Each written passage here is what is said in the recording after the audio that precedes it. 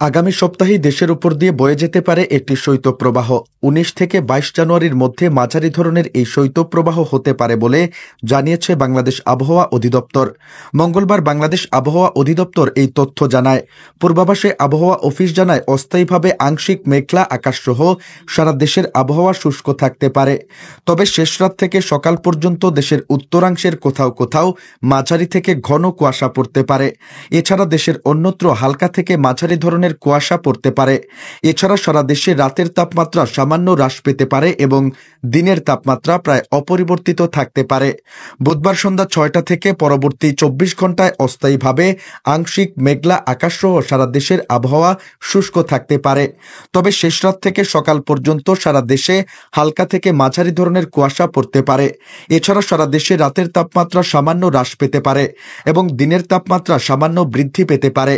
বৃহস্পতিবার সন্ধ্যা ৬টা থেকে পরবর্তী ২৪ ঘন্টায় অস্থায়ীভাবে আংশিক মেঘলা আকাশসহ সারা দেশের আবহাওয়া শুষ্ক থাকতে পারে। তবে শেষ রাত থেকে সকাল পর্যন্ত সারা দেশে হালকা থেকে মাঝারি ধরনের কুয়াশা পড়তে পারে।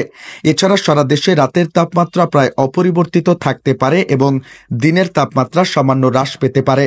আগামী ৫ দিনের মধ্যে রাত এবং দিনের তাপমাত্রা হ্রাস পেতে পারে বলে জানায় সংস্থাটি।